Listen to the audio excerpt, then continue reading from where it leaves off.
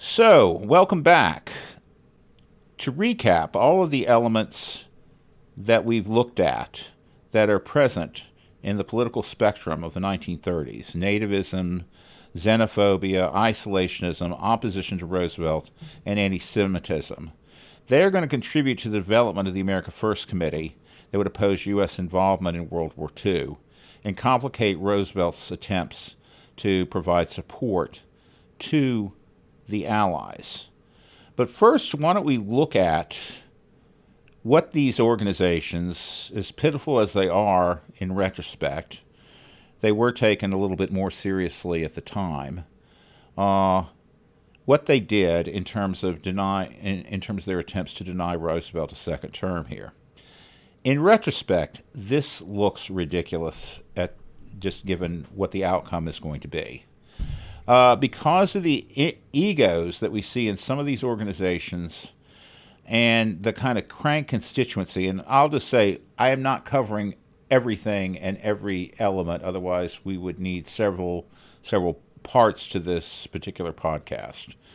But suffice to say, these represent a lot of cranks. There's really no attempt to fuse any of these disparate elements to create a kind of popular front against Roosevelt here. Welcome to the United States of Amnesia. You found us. Thank you. We are the podcast that reminds us of what we have forgotten. It is often said that history repeats itself. Mark Twain allegedly said that history doesn't repeat itself, but it rhymes. Ecclesiastes probably said it best in chapter 1, verse 9, quote, "Everything that has been will be again. Everything that has been done will be done again. There is nothing new under the sun," close quote. But over time, many topics have become clouded by biases and oversimplifications, or have become mythologized and now are misunderstood. Misunderstanding means learning the wrong lessons from history, perhaps, or even learning nothing at all. And that can leave us poorly prepared for history's next rhyme. Your hosts are Marshall Newman, Mike Mendenhall, and myself, Blake Henke. In this podcast, we will cover topics of history, politics, and religion, and how they interact, and also how they relate to modern-day events and themes. We will try to cut through the biases, oversimplifications, and myths to learn better lessons from the past and to see what they can tell us about the present and maybe even the future.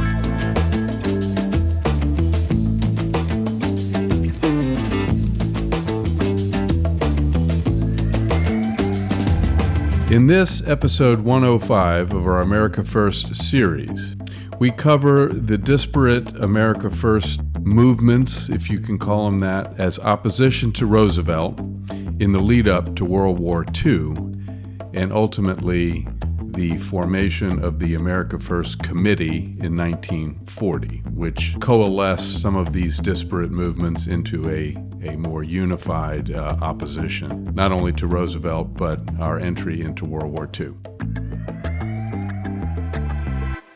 The America First movement isn't representing a coherent worldview or a coherent set of principles, really. Yeah. It's really just a bunch of emotions, right, dressed up as a movement. Yeah. And you can't even call it a movement at this point, because things have been shattered by the Depression, and the Republicans are attempting to double down on the 20s. The nominee, Alf Landon, who is the governor of Kansas, he is called the Kansas Coolidge. And this is the which election? 1936. 36 election. Okay. 1936 election. Yeah. Alf Landon. He is going to run with a guy named Knox, who you may recall later becomes Secretary of the Navy under Roosevelt. Frank Knox. Yes. World War II Secretary of the Navy. Yes. So, but this is his running mate. But they're not necessarily reaching out and courting any of these fringe elements in any appreciable factor. And they're kind of running things on their own here. they're kind of going off as forming third-party groups. There's a guy named Lemke that was running that had the blessing of Father Coughlin. They're not really creating a coherent opposition, and I will argue Roosevelt doesn't really have much of a coherent opposition up until the Supreme Court and then packing scheme, and then not even really then. You know, he's going to have some issues in the election 1940, but his opposition. If you look at electoral histories of 1936, the history of that election, it doesn't look good for Roosevelt in 35. There's all sorts of things that could go wrong, and this is always the case with elections. There's all these things, these events that could, if they are not handled or they're not addressed or they are prosecuted fully, things can turn out quite differently. But in case of Roosevelt had like just amazing luck in the fact that his major opposition was kind of tone deaf to the American populace as a whole in terms of what they aspire to. Polling is also incredibly primitive. There used to be something called the Literary Digest, and the Literary Digest was this sort of elite magazine that was delivered to people. They did a poll, and they found out that Landon was just going to win by a walk. They also did polling, and this was something that persisted up to 48, exclusively by people who had telephones. Hey guys, it's the Depression. Not everybody can afford a phone. Not everybody who can vote has a phone.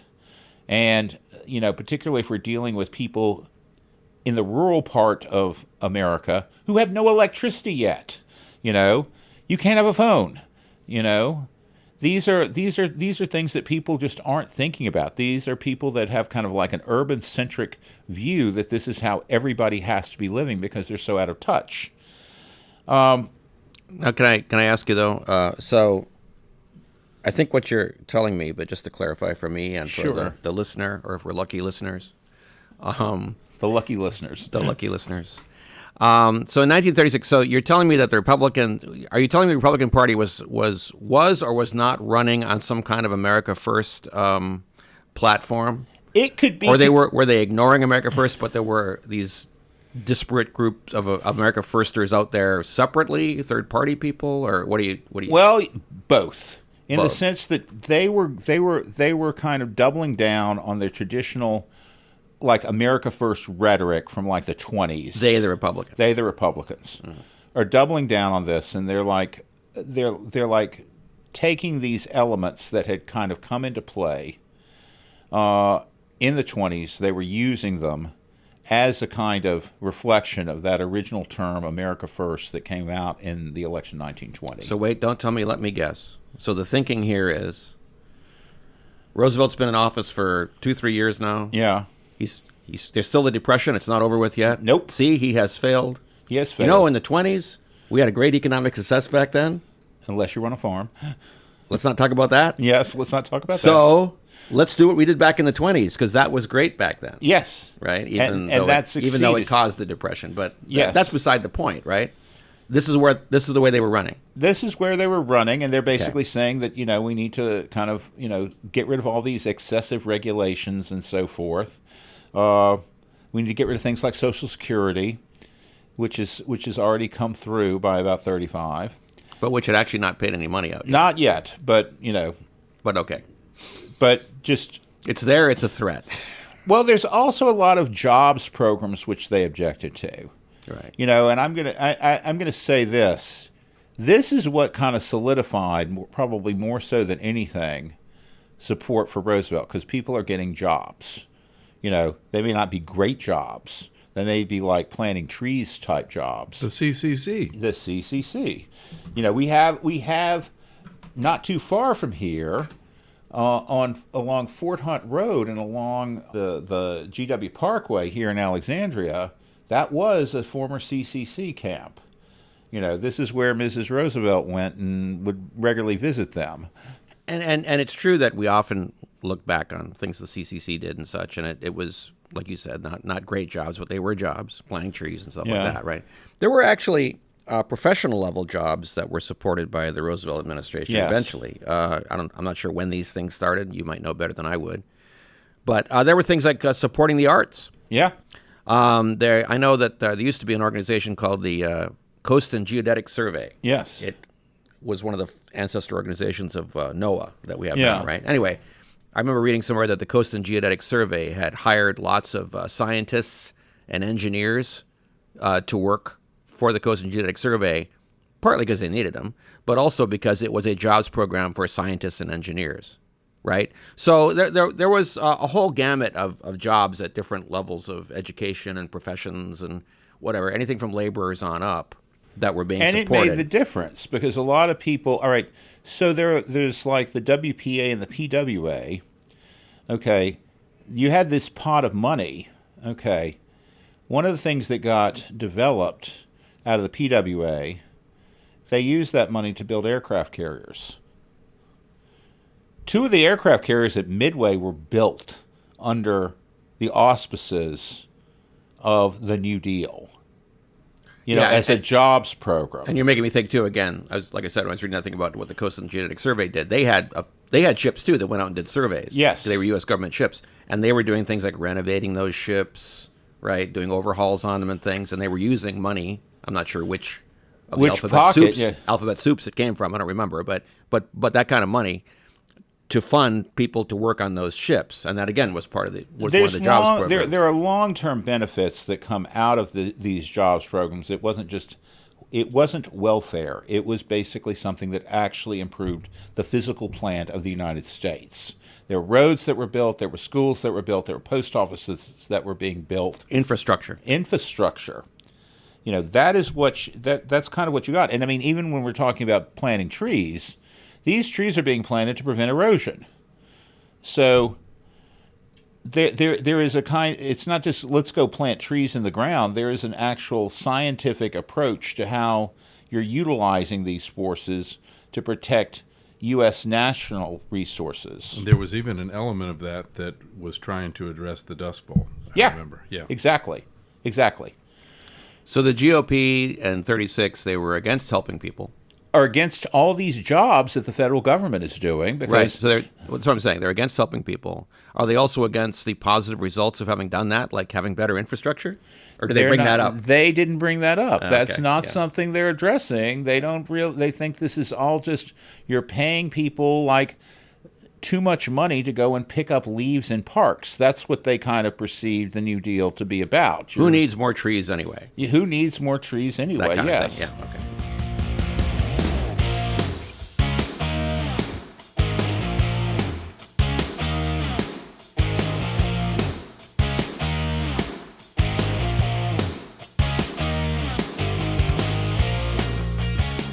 So I'm just going to go off on a little bit of a tangent here, which we'll see where that develops. In 2008, we kind of have parallels between the Great Depression and what happened in then. We have a kind of meltdown of the financial situation. What we didn't have, what we didn't do. And I think this is where we're seeing consequences today. We didn't have government programs that came in and actually dealt with the dispossessed like we did during Roosevelt's time. And I think this leads to populism. And populism leads to demagogues. Say no more. Yes, but there's also a contradiction there, right? Yeah. Because the people who tend to find these populist ideas, movements, whatever term you want to use, find those popular, or these appealing, also tend to be against helping people that are dispossessed in some way. And I think that dates back to what you were talking about, was the moral element of other times where it was immoral in some way to be unsuccessful. it was immoral to need the help of someone else. As right? long as they're not them. It shows that you're a failure, right? Yeah. And why should I help these failures who brought it on themselves? They should pull themselves up by their bootstraps. Yeah. But the thing about it is they tend to apply that to people they don't like. Yes. Not to people they like. People they like, you should help them. Well, I mean, like in 2008, what we saw was that people arrogantly bought too much house. Yes. They bought too much house, and they lost their life savings. And some were tricked into buying too much house. Yes, well, that's my point. Predatory loans and things. That's my point. Yeah. People are basically getting these loans which they know people are not going to be able to pay for. Right. They're going to take their life savings to do it. And then who are we going to blame? These arrogant people who wanted like a 6-bedroom mansion, which they were told was something that they could afford if they put this money down. And then not the people that actually ended up in 2008 going and doing this, they got their bonuses because they had to get their bonuses. And I know enough people who I went to school with who were saying, I deserve this. This attitude, though, is something not unlike, to get this back to the 30s here, the attitude that people who were part of the financial industry back then, they felt the same way, that they were superior people who deserved all that life could afford them, and they should not have to pay high taxes to deal with the victims of their mishandling of the American economic system. And I mean, it's kind of their fault that that the Depression is there, because they've been doing all these things to kind of undermine stability and for profit. It's one thing to blame, arrogant people that feel they deserve more house than they could afford and got themselves in trouble, right? If you're an idiot and did that and, you got what was coming to you, I can understand the line of argument, like, you made your bed, now you got to lie in it, dummy. I get that. But, in the 2008 example, right, I read stories about how there were like a woman from a village, a rural area in Guatemala or Honduras had come up here to work as a maid. And so here she is with all these fancy suits telling her, you can afford that $400,000 or $500,000 house now. Yeah. You're in America, land of opportunity. She doesn't know. She doesn't have any financial sophistication. She goes, okay, sign here. Well, a lot of people then guess didn't. what? She couldn't afford that house. But it didn't matter because those guys walked off with their bonuses. Yeah. This recurs over time, right? Yeah. It's I owe my soul to the company store kind of thing, right? That dates way back where you had the right the things where you could only buy from the company store, and then they overcharged you and whatever, and you wound up being a wage slave of a company or something, right? This kind of corporate malfeasance keeps recurring. And that's why you need regulations. Which is why you need regulations, because people don't necessarily do what's good for other people. They do what's advantages themselves. And short-term advantage. We digress. But I'm just trying to keep looking for through lines through this, the kind of thinking, the kind of mentality. Yeah. And some of the mentality here is, why should I care about people I don't know or don't like? And as long as something benefits me, I'm in favor of it. But if that same thing benefits someone I don't know and don't like or disapprove of, then I'm against that part of it. And I think you're seeing that there, aren't you? Yes, we are definitely seeing this there. Yeah, okay. So, all these organizations, all these movements, they're in favor of denying Roosevelt a second term. Actually, they were notoriously unsuccessful at this. Roosevelt carries every state in the Union, with the exception of Maine and Vermont. So in the Electoral College, the Republicans managed to notch up an impressive 8 votes in the Electoral College. It's always, as I said previously, it is always remarkable when a Democrat carries a state like Kansas. In this case, it's doubly remarkable because that's the state that Landon was from. I was going to say, did the Republicans get Maine and Vermont because their candidates were from there? No, not because. No, they hadn't. Frank Knox was from Illinois. Okay. And Knox is and Loudon and Landon is from Kansas. These are historically, like in the kind of Republican Party of the Civil War, abolitionist states that were rock solid Republican, almost from a team sport attitude. Like they would not countenance voting for a Democrat at this point, just from historical norms. As it turned out, what really managed to undo Roosevelt, at least temporarily, was Roosevelt. And this is going to play a part, I'm just going to say, in the development of the America First organization and attitudes towards the war and even attitudes towards the Nazis. As an act of hubris, he persisted in attempts to pack the Supreme Court long after it was clear that he had won the fight. The Supreme Court at the time was invalidating New Deal legislation. This aggravated Roosevelt. Some of this stuff wasn't really much of a loss in the first place. There was an organization called the National Recovery Act, or NRA, and this was this unwieldy, ill-considered act that was kind of really getting in everyone's way in terms of recovery. It was great at staging parades, but not much of anything else. So this was invalidated by the Supreme Court. But Roosevelt just insisted that he had to win, and he had to win on his terms there. And this heavy-handed approach cost him supporters on Capitol Hill, including many that would become enemies of him, that would adopt extreme and questionable methods. A lot of people seem to think that here in these United States, that somehow or the other we're immune to being subjected to outside influences. There are still people, and we saw this week, the week that we're recording this, who question the assessment of the 2016 Russian electoral interference situation. And this kind of, and how this somehow reflects on the patriotism of the participants, people who would benefit from this outside influence. And there's some kind of confusion there, too, that people make between interference in the election and then actual vote manipulation by hacking into voting machines or something, right? I admit the one is a subset of the other, and a pretty serious subset of it. But you can interfere in elections in a lot of ways that have nothing to do with hacking or changing votes or whatever. And you can go in and interfere in elections and not have any impact. Yes. You can propagandize and people don't listen to you or whatever. Exactly. Yeah. And I mean, depending on how heavy-handed your efforts are.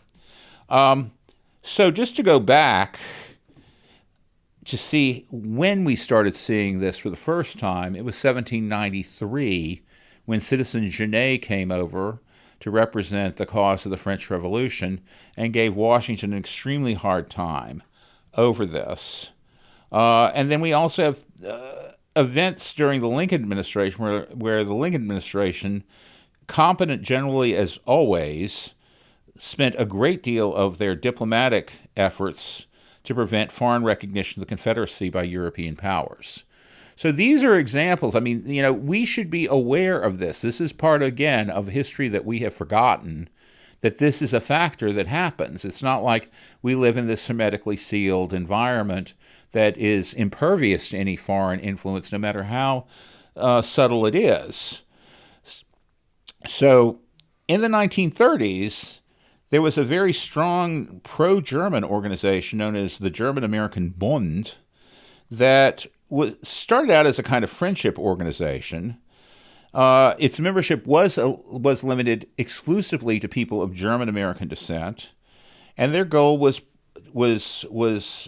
about promoting a favorable view of Nazi Germany. This is under the leadership of a gentleman by the name of Franz Kuhn. And Kuhn was an effective leader of the organization through 1939. In 1939, they had a huge rally in Madison Square Garden in which George Washington is pitched as the first fascist organizational leader. My father was a teenager in the 1930s up in the Buffalo, Niagara Falls, New York area. And he liked German food. He was interested in German culture. I guess he liked music and things. And he would go to German Bund picnics. You could go to them. They were public events, right? Mm-hmm. And you'd go there and get yourself some bratwurst and listen to some German polka music and whatever it is you like there, right? And he said it was weird to think that he would go to those things as a teenager, and all around them were swastika flags. Yeah. Because that was the national flag of Germany. It didn't have all the evil connotation it was going to have just a few years later, right? So you would go there and, well, okay, that's their flag, and you'd be immersed in German culture, right? And there was nothing wrong with that, right? There wasn't a stigma attached, oh, you went to the Bund picnic. It was just a picnic, right? And he said it was funny to think that, 5 years later, I was fighting these people and, hated that flag and things, So German is the most claimed ancestry among Americans. I'm just looking here, 49 million Americans. So that works out to about 14 or 50% of Americans claim at least some German ancestry. So, that's a big thing in American life, actually. And you can understand that context. If you haven't had World War II yet, right, you haven't seen all the horrors of what the Nazis did yet, and you're living in an isolationist America First country at the time in many ways, you just wouldn't have the same understanding of the symbols and the Nazis things. It might make you fall prey to what they say, right? Because you wouldn't have the understanding that you would have a few years later of what they were all about. Definitely.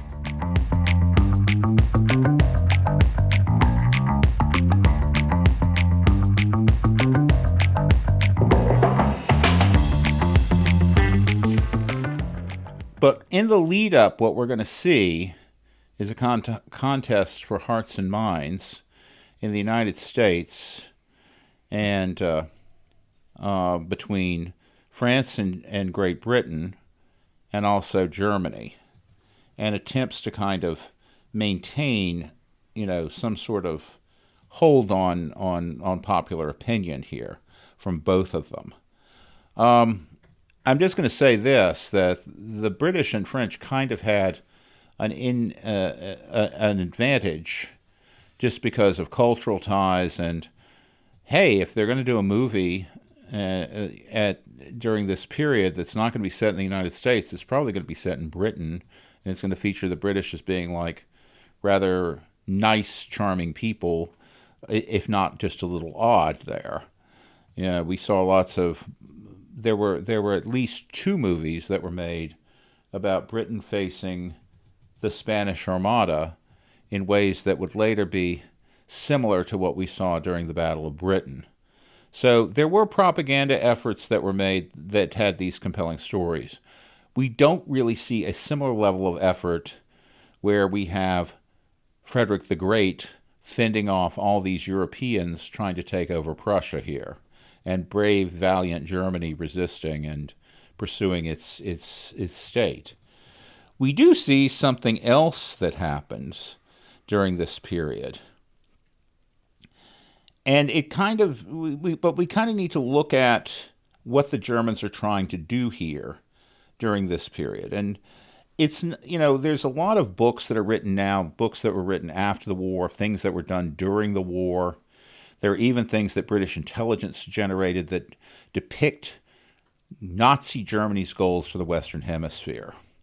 There was a certain map that Roosevelt had that he acquired through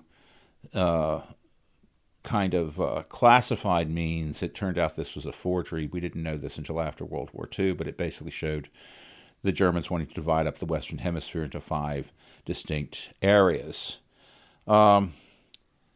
But what the Germans actually wanted, what the Nazis wanted, they didn't necessarily want to establish a fascist government in the United States, and they judged that any heavy-handed efforts were going to be likely to undermine their support or their ability to affect events here. They figured it would alienate Americans and rather than win their support. So something like the Bund is rather sinister. It was a component of soft power by the Nazis, but really then, as what we'll find with other powers, say like Russia's attitude towards U.S. aid to Ukraine, it's to neutralize, it's to create confusion and to prevent the development of consensus. And so if you support opposition movements rather than create something that's very much a part and parcel of your own political ideology, opposition movements are going to be more effective in doing so. So in the in the lead up into the outbreak of the war with Germany, this meant seeking to gain influence with members in the House of Representatives and the Senate. Yes, this is something that really happened, in which elected members, because of their hatred of Roosevelt or their hatred of being involved in another war, even anti-Semitism, is going to motivate them to support German propaganda efforts. So the person who we need to look at here, and I may make a mess of the pronunciation of his name, is a guy named George Viereck. Do you have any thoughts on the pronunciation, Mike? Or Well, if it was pronounced in German, Yeah. he'd be Georg Viereck, is what he'd be in German. Viereck. But if he's an American, he'd probably just say George Viereck. All right, But well, let's go with Viereck. Viereck. Viereck. Yeah. All right, so he is a supporter, an early supporter of Hitler, shortly after Hitler's rise to power. He even initially compares Hitler to FDR to kind of make Hitler seem somewhat more appealing. And he kind of downplayed this idea of anti-Semitism in the Nazis to get U.S. support here. Don't pay any attention to Hitler's policy towards the Jews. You Jews can support Hitler as well here. That was part of his early messaging attempts here. So in 1940, Viereck launched a plot in which he paid members of Congress, so he's getting money from the German embassy, that's where he's paying for them, to take propaganda from the Hitler government, which would get delivered to their offices on Capitol Hill, and deliver it in the form of speeches in Congress so that it would make it into the congressional record there. Congress members, then as now, have franking privileges, and he would get them to mail out hundreds, thousands, if not millions, of reprints of Nazi propaganda that the Germans were providing them, and which would arrive on Capitol Hill for their frank. This is sort of like a troll farm which is being run by Congress at U.S. expense to promulgate the wishes of Nazi Germany. No one on the British side would ever have dreamed of doing anything like this, but this is sort of like a way to use elected officials to gain influence. So the sorts of people that were involved in this, and this was being run out of the what is now the Cannon Building, was a Senator Ernest Lundeen of Minnesota, Burton Wheeler of Montana, and Jacob Thorkinson, also of Montana. Now, it's probably something that we should underscore here. These guys are all in the Midwest, and this is where we're going to see the isolationist movement kind of take off here. Another person who was involved in this is Congressman Hamilton Fish. Hamilton Fish is FDR's own congressman, and they hated each other. And unlike these other guys who are kind of, Hamilton Fish lives in Dutchess County in New York. His grandfather, I believe, was Grant's Secretary of State. And you may well imagine how close he was to, say, not just the Republican Party, but the Federalist Party with a name like Hamilton. Roosevelt, by the way, was a huge proponent of Jefferson at the time, so something else to keep in mind here.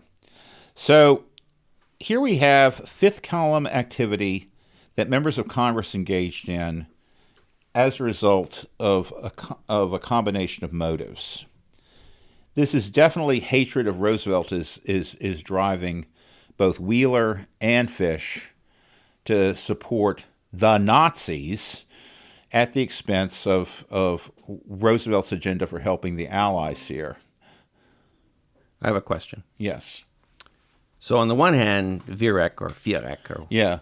he is comparing Hitler to FDR, Yes. I assume favorably. Initially. Yes. But over time, that changes. So over time, that changes. Yes. Because see that it's contradictory to compare the two favorably, and then to try to, and then to hate. Like most propaganda. Hate FDR because of his dissimilarity from it? I mean, well, opposition, because as we're getting closer, Right.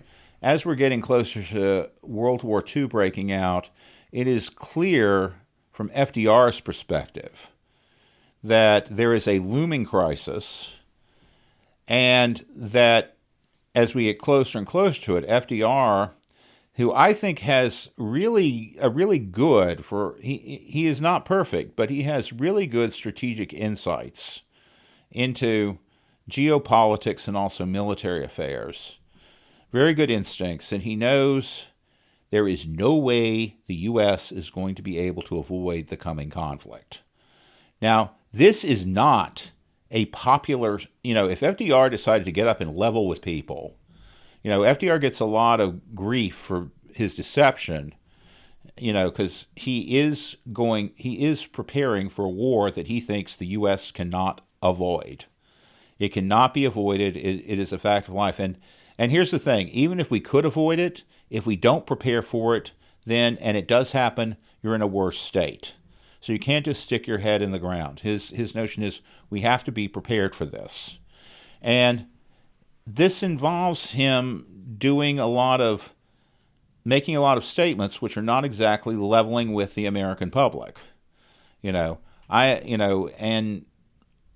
hey, if this means that the American Republic survives as a result of this, as he generally kind of leads people to come to this conclusion on their own, as opposed to like telling them this is how things are and you better believe it because I'm your president, then that shows just his understanding of politics and the realities of politics at the time.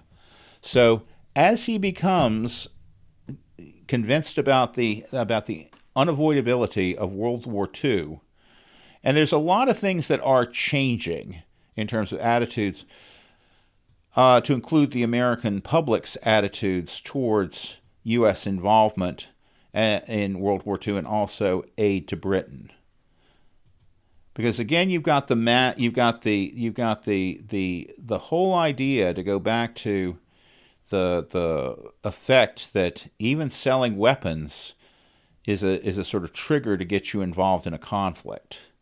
We do this again, just like World War I, and we're going to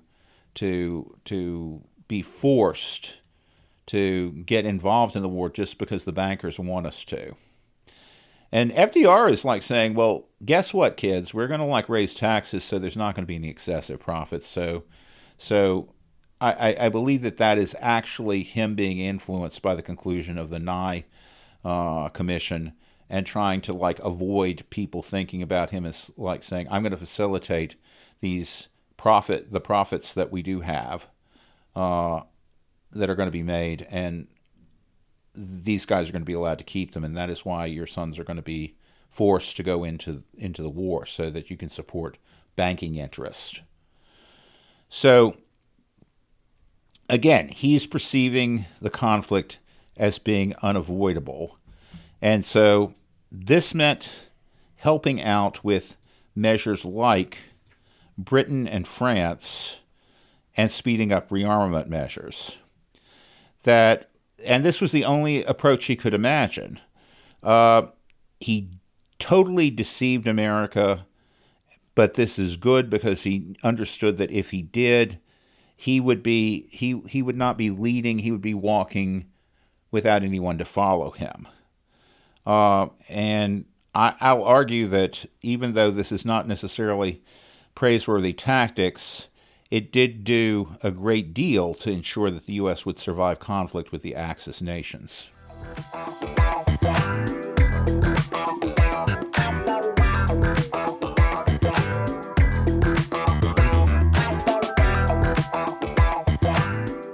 A lot of people think that our rearmament didn't start until Pearl Harbor. And that's not true. No, it's not. Our rearmament, and this is true around the world too, British rearmament, etc., really started around 1937.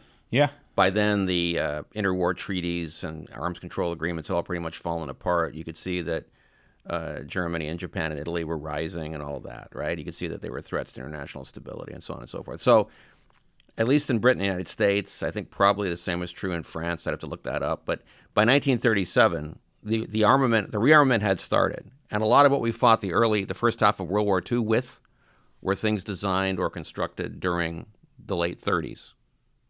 And so he had, in the United States, he had quite a bit of success in getting that underway, because if that had not happened, we really would have been in trouble in Definitely. 1941, 42.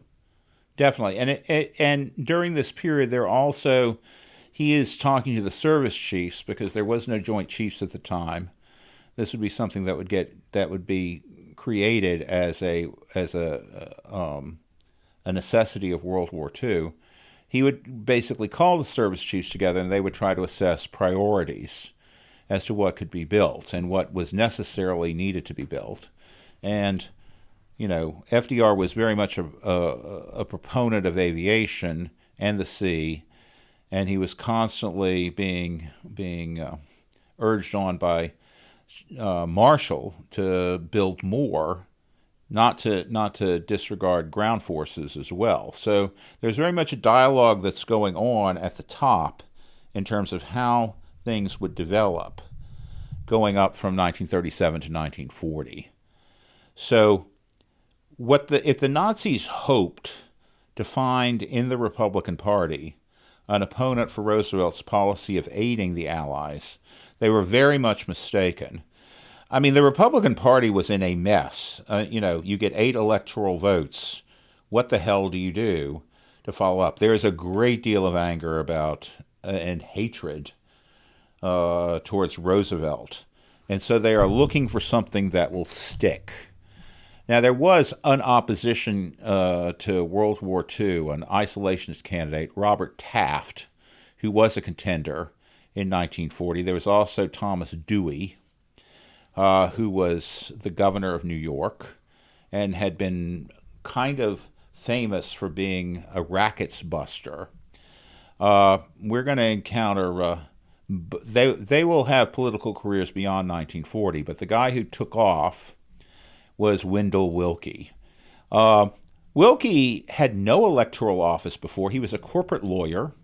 He started out as a Democrat. His principal opposition to the New Deal was over rural electrification, because he represented power interest. And what rural electrification meant is that here's somebody competing with you and selling things not for a profit, but for a lower cost. And he was adamantly opposed to this. However, when it came to aid to Britain, he and Roosevelt were remarkably on the same sheet of music there. I have upstairs in my house, I have like a whole collection of stuff from 1940. They're not talking about not getting involved in the war. There's all sorts of things in the political memorabilia of the time that basically talks about a lot of stuff, a lot of anti-New Deal stuff, a lot of stuff about no Roosevelt dynasty, no third term, but nobody's really coming out against aid to Britain at the national level. There is concern that Roosevelt is trying to surreptitiously get the United States into war, and occasionally Willkie would get carried away by his political rhetoric. But this was not something that was happening. I mean, this is an interesting election in that the critical aspect of this election, war or peace, extent of involvement, this is not what is being discussed, because the issues of war and peace are things that are basically that there's consensus on. Exact opposite of what the Nazis wanted. It's about New Deal programs. It's about, even though the Republicans are mounting a fairly slick campaign, and Roosevelt actually had he did not know for sure that he was going to win in this election, because he's violating the whole third term precedent and so forth. So Roosevelt actually on election night, he had his study at Hyde Park, and there was a huge group of supporters and followers and officials from the Democratic Party. And for the first couple of hours, he locked himself in his office, in his study, because he did not want to actually engage with people, because he didn't know what was going to happen and he needed to prepare himself. And it's interesting in the context you're talking about too, right, where they weren't really arguing about supporting Britain. It wasn't you mentioned material aid to Britain, Yes. but another aspect of it too, and this was of aid to Britain, was the neutrality patrol. Yeah.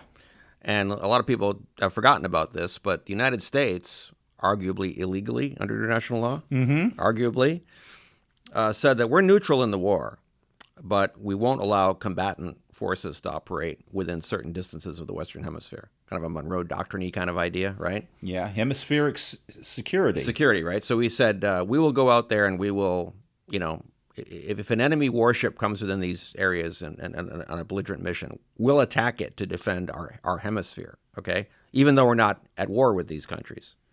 Now, officially, that banned the British from being there as well, and the French were still in the war. Then it banned them from being in the hemisphere too, as well as the Germans. But it was really all about keeping the U-boats away, keeping the German surface raiders away, right? That's really what it was about. Everybody kind of knew that. And and we started that on the first day of the war. Yeah. And we kept expanding it. So I think by sometime in, was it 1940 or 41, we'd expanded all the way pretty much to Iceland. Yeah. Right? And the Germans couldn't really do very much about it and weren't really trying to get involved in a fight with us in 1941 until the very end of the year. So they kind of let it go. They sort of protested it, but we were getting very aggressive out at sea. Well, it's interesting you should bring this up because Roosevelt got, first of all, Roosevelt was a master of nuance when he was dealing with the public. And so what Roosevelt insisted on calling this was a patrol.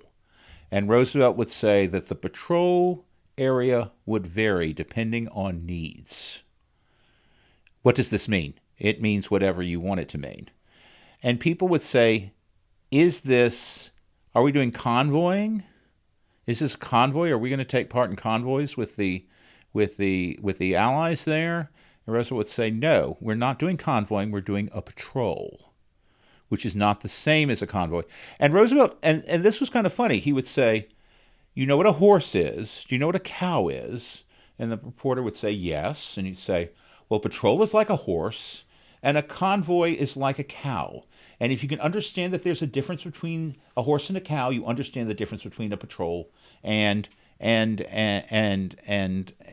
escorting duties as such. And none of this says anything.